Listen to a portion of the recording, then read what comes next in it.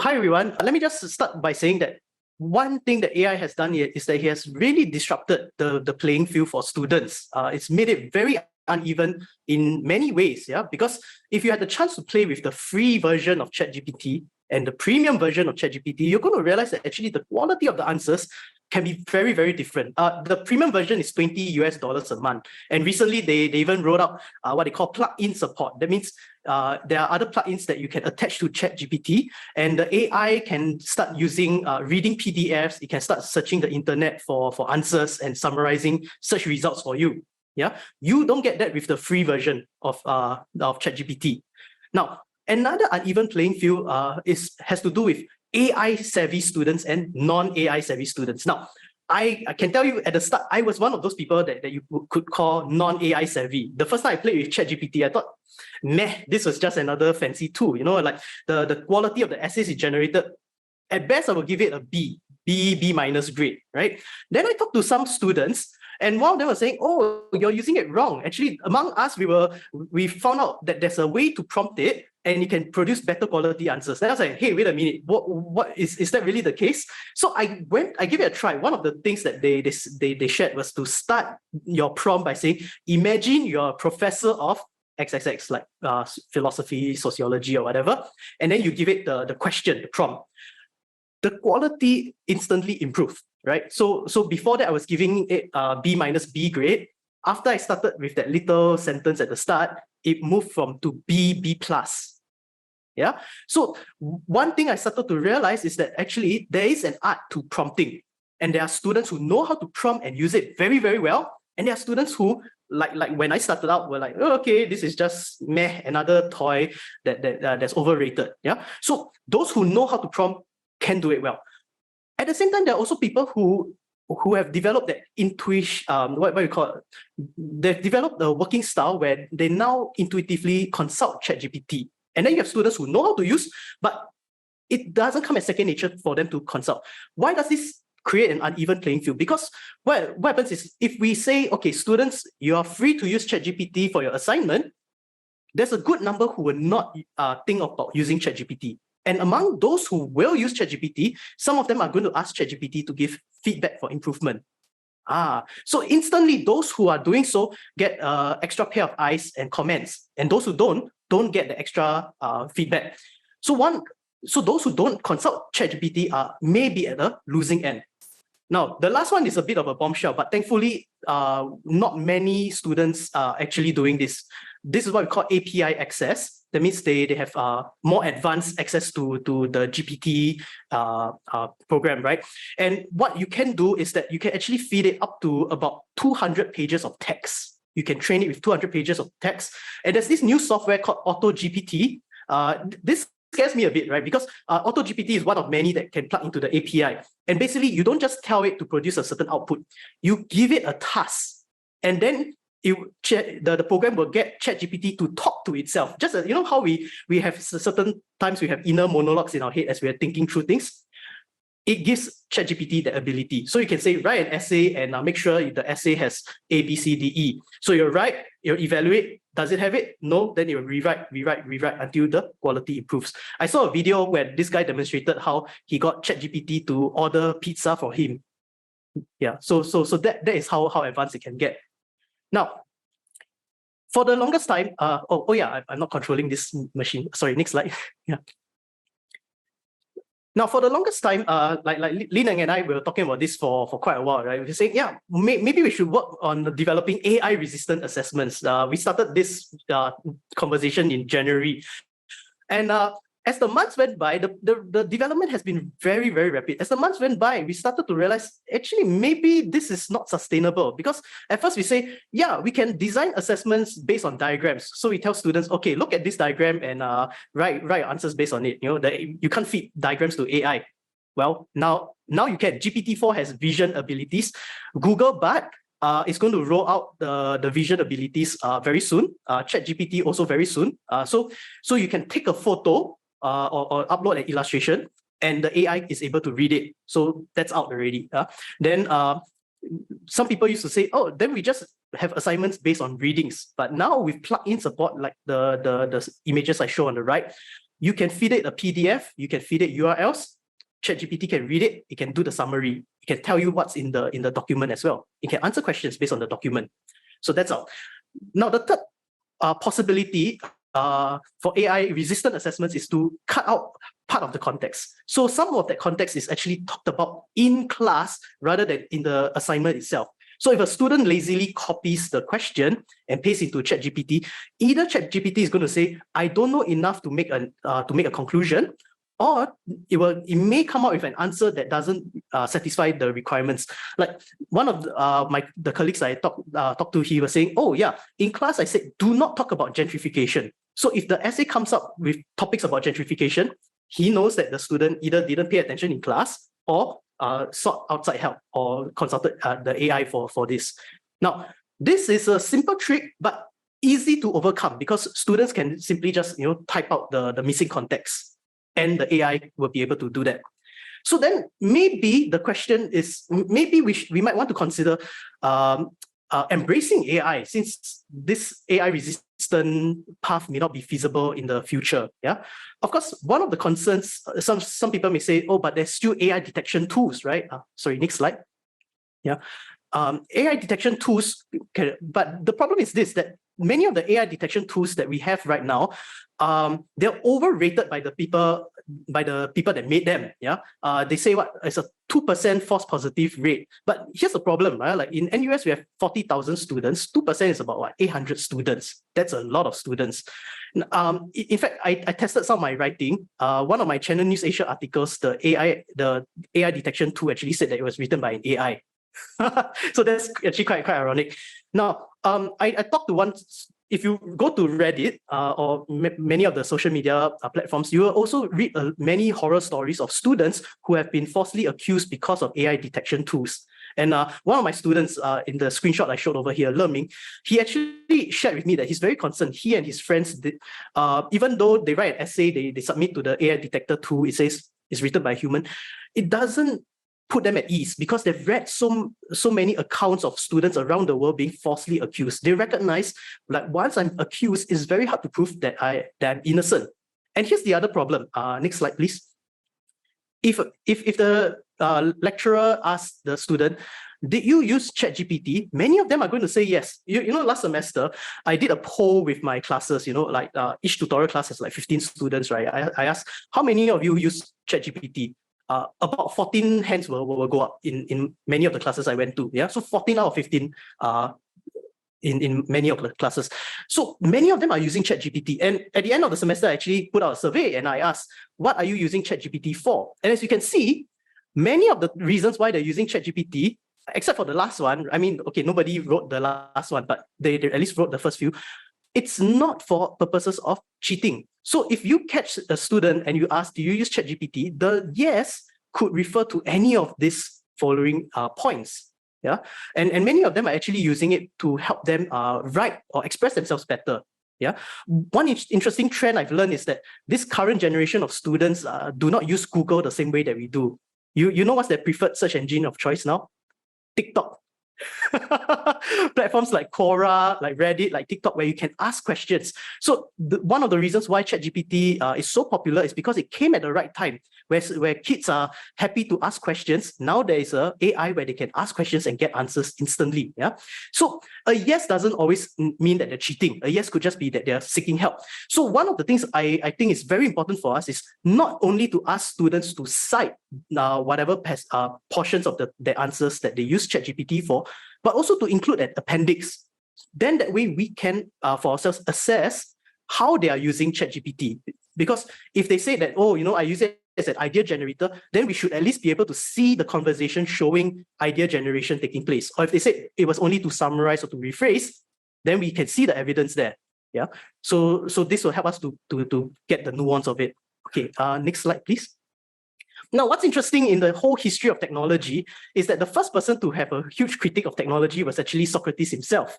On the invention of writing, he complained, oh, writing is going to make people forgetful. They're going to lose their memories. People's memories are going to get from bad to worse. Yeah. And if you think about it, the people who have to complain about ChatGPT as affecting learning outcomes, many of our complaints are very similar to what Socrates himself had said. Yeah. I think what's interesting is in the philosophy of technology, at least, there's two schools of thought about how we approach technology. One is to think of the tool as a substitution tool. That means it substitutes either a human ability or a human process. A good example of substitution is calculator, right? Instead of using my brain to think what is 5 plus 5, I just hit the calculator 5 plus 5, I get the answer. That's substitution.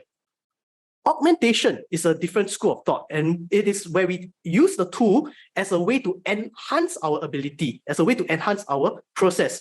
Now, in many ways, Socrates was very upset with writing because he saw writing as a substitution to memory. But fast forward, 2,500 years later, we don't use writing as a substitution. We use writing to augment our memories, to help us remember more things and to remember things better. Yeah.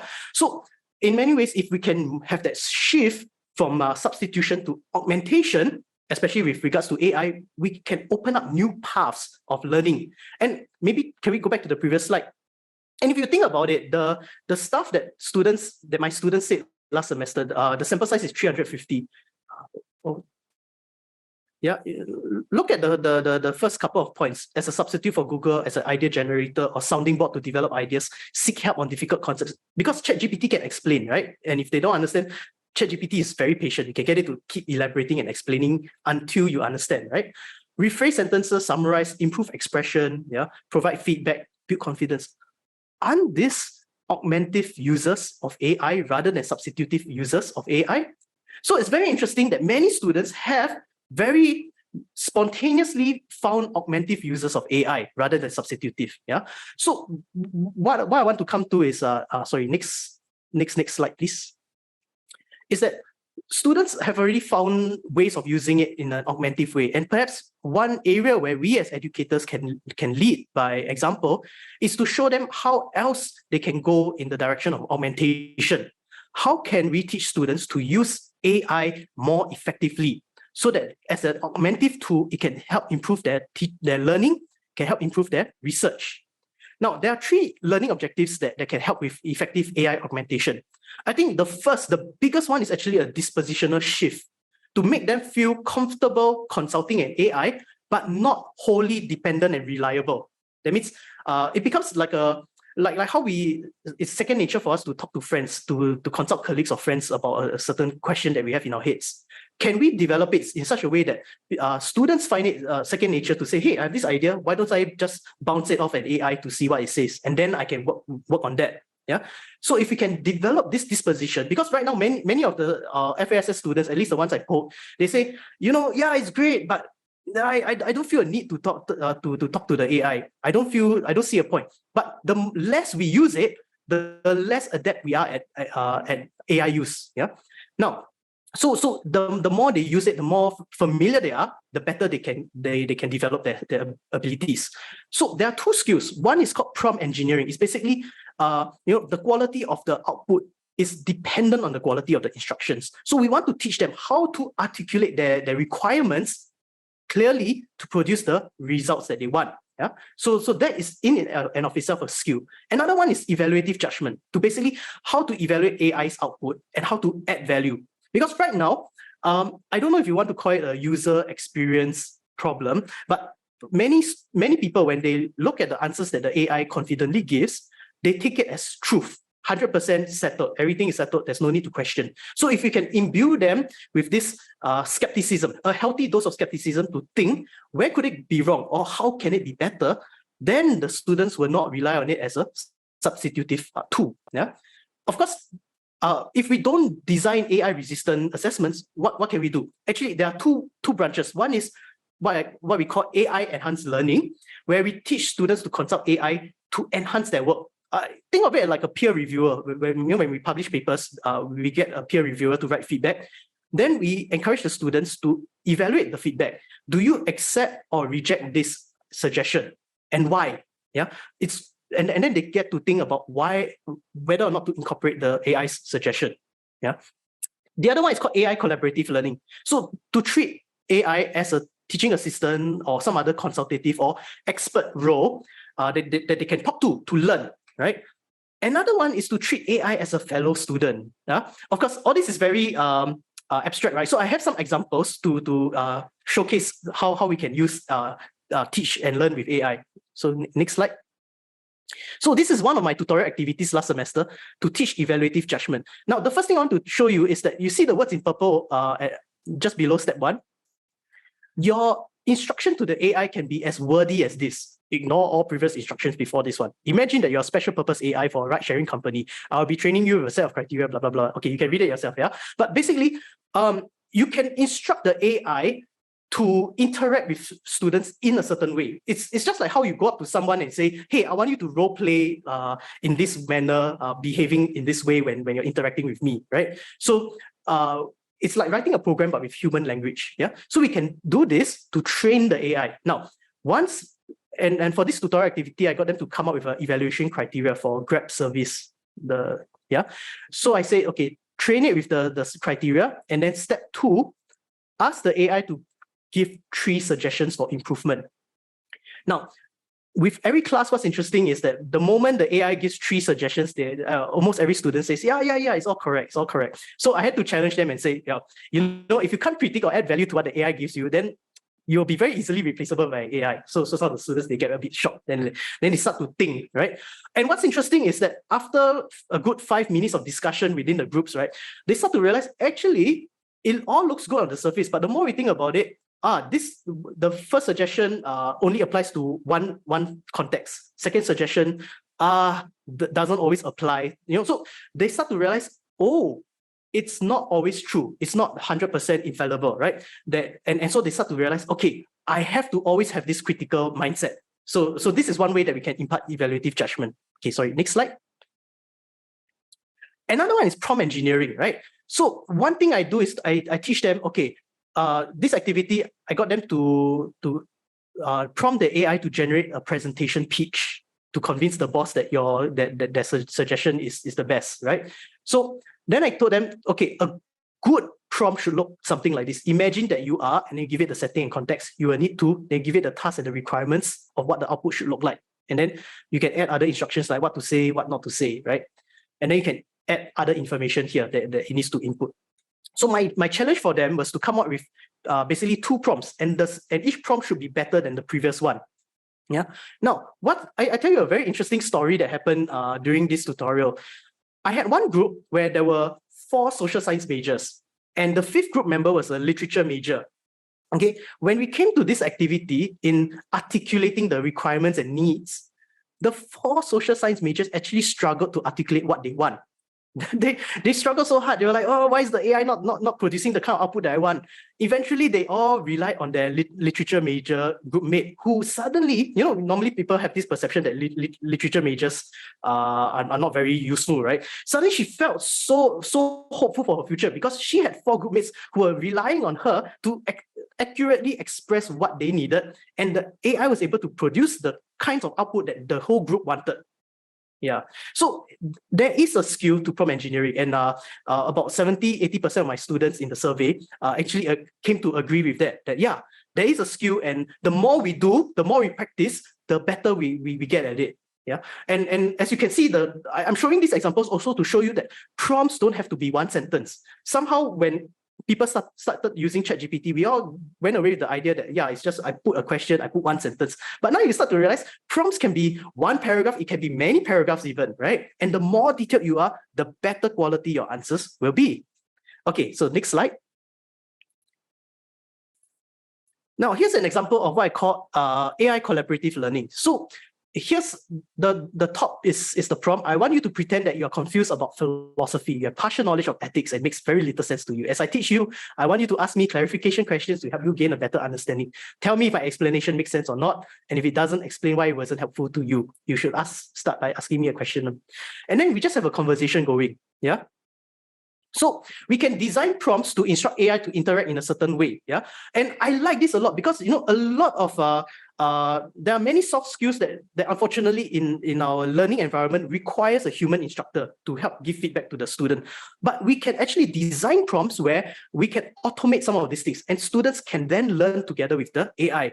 And we can refine skills like expression, questioning, argumentation, objection, and so on. Yeah, can be to clarify with a confused student, engage in a debate, or even in a Socratic dialogue. Now, one of the things I realized is that the grading, if there should be a grading criteria, should be based on whether they are able to cover certain deliverables, rather than on whether the AI says that it's convinced. Because why? Part of the mechanism of how it works is that sometimes it may give students an easy time, sometimes it may give students a hard time. So that could happen for the unfortunate student. So we need to be aware of that. Okay, here's another example, next slide, of AI collaborative learning. Again, this one is engaged in a Socratic dialogue. Then here the student plays the role of the teacher, Socrates, and the AI will be the one to try to answer. And so we can then refine the questioning abilities of the student through an exercise like this. Okay, here's another example. Next slide. I call this Confucius GPT. So right now during the summer break, my TA and I, we are developing a way to train the AI with whatever we have of Confucius, the analects of Confucius and a couple of journal papers. And I'm intending this as a tutorial activity. So that students can learn from talking to Confucius, like you can see over here, I'm unclear about this, and then it can give an answer. Yeah, and we can also pose it like dilemmas and see what Confucius might answer. How I intend to go forward with this is I want the student to then evaluate this answer that Confucius GPT gives. Would the real Confucius agree with what Confucius GPT says? Yeah, so we can do something like this. Oh, by the way, this is using GPT-4. As you can see, GPT-4 uses plugins, so I can give it a URL. I just load it with whatever text that I have, up to 200 pages. Okay, I don't know whether for ChatGPT I can feed it 200 pages. I haven't reached 200 pages yet, but I can load it with a lot of text and it can read from that URL and learn from it. Yeah. So, okay, now let me end with the final slide. Next slide. So just now I showed you some ways in which we can incorporate AI with our teaching and learning. But I think we do need to go one step further in the preparation for the future. As I mentioned earlier, right, humanity has had time to actually normalize the kinds of changes that technology brings. Like when Socrates was lamenting about how writing affects memory, humanity has had years, centuries to get to the point where we all say, yeah, writing is great. It's okay if we don't remember things as well as people in ancient times, right? A couple of years ago, we were lamenting about how keyboards, typing and computers will result in bad handwriting, right? My teacher used to beat my hand for having bad handwriting. Now, no one really cares about bad handwriting. So many students have bad handwriting, right? It took a few years for us to normalize, yeah? So one of the problems I see that's going to happen very, very soon is that AI doesn't actually give us, the rapid advancements in AI will not give us time to normalize all these new changes. So we're still stuck in it's going to, we don't like it that the students are going to lose this or they're going to lose that. So I think what we need to do is to have this preemptive discussion to talk about what are the kinds of learning objectives that we are willing to give up once AI is able to do some of these things. Or if AI is able to do some of these things, what do we want to preserve because it's important for some other bigger role? I'll give you an example. I had a discussion the other day with a couple of colleagues, and one of them was saying, like I was sharing that maybe with ChatGPT in the future, maybe we'll just end up having activities where it's all about editing rather than writing. And then one of my colleagues was saying, in that case, doesn't that mean that the next generation of children will grow up without a writing voice? I was quite horrified at the thought of that, right? Oh no, there's a whole generation that grow up without a writing voice. Then I spoke to some of my engineering friends, and then they're like, oh, we never had a writing voice to begin with. So that suddenly put a lot of perspective to the situation. And I was like, okay, if other people grow up fine and well without a writing voice, then maybe, okay, I know this is controversial, but just for the sake of discussion, maybe part of preparing for the future is to say, yeah, we may have to give that up. And the cultivation of the writing voice is only for a small group of people who are really interested in pursuing the path of writing. I don't know. So this is something that we should have as educators before all these things hit us very, very strongly to come. Your point that we might need to have discussions about what learning objectives to let go in the future seems to be following a substitution mindset. How does this square with the push to encourage an augmentation mindset in students? But I think where I was coming from with of letting go is because of the idea of the kinds of resistance that people have of embracing newer styles. So the whole idea of letting go is so that we can say, hey, I'm willing to try something that isn't conventional or traditional, even if it means a reinvention or reframing of old traditional objectives. Yeah. So if, as long as we're able to say, yeah, I'm willing to embrace some kind of modification or reinvention of some traditional objectives, then we are already going in the path of augmentation. From your sharing, questioning seems like it will be a very important skill in this age of AI. But what's stopping students from relying on ChatGPT to generate questions? ChatGPT could potentially generate some of these questions. I mean, essentially, most of the training data comes from a lot of stuff online and a lot of books and other publications. So it would have some of these questions in its database to essentially regurgitate. But I think the point is, how do we train them to constantly question whatever ChatGPT tells us? Because sometimes, okay, let me nuance it. The answers that ChatGPT gives sometimes can be too general. So for a beginner, they may not recognize that the answer doesn't go deep enough. And we want to train them to be able to question, to dig and explore deeper. So that's number one. The other thing is that occasionally, the AI can what we call hallucinate. So it will come up with answers that are not actually true. It will tell you facts about history or whatever that are completely false, right? So then we also want to cultivate in them that critical mindset, or like how do we think or question to check the validity of the statements that they present. And there's one more aspect, which is the kinds of answers that ChatGPT gives is really dependent on the line of prompting or questioning that the user puts in. So if the user is not a very questioning person, then what happens is that the answers will only go so far as the user is able to think. So if we cultivate that deep questioning ability, then the person may have to be able to recognize, oh, I was only chasing this lead. Maybe I should take a few steps backwards and explore another lead. Yeah. So we want to create this kind of questioning mindset in our students. The problem that many people have voiced online about ChatGPT is that somehow it presents the answers very, very authoritatively.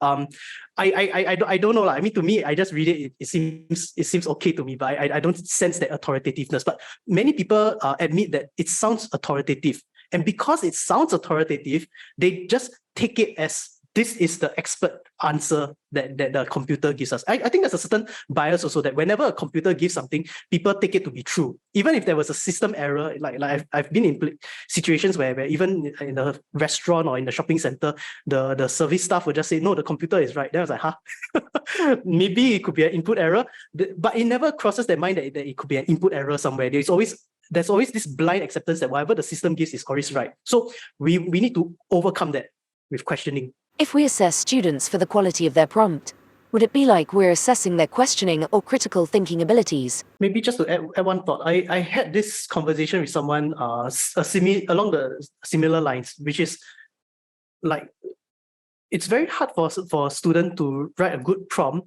about a particular subject if they don't know enough about the subject. Yeah, like, okay, let's say Egyptology, for example. You and I probably don't know much about Egypt other than like mummies and pyramids and camels, right? So the extent of what kinds of questions or what kinds of things we can say in the prompt is very, very limited.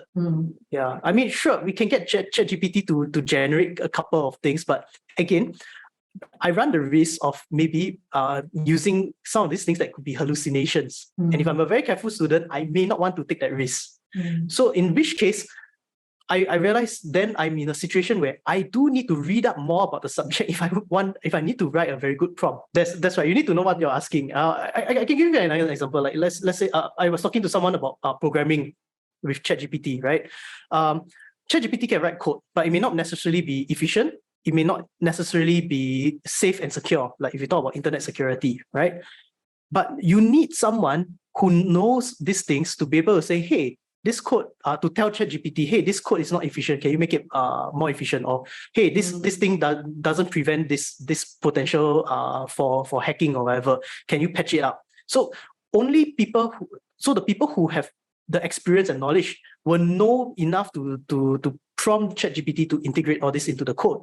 So yes, I do believe that they do need to know some degree to be able to prompt it well. And the best prompts will definitely be coming from a position of knowledge and understanding rather than from ignorance.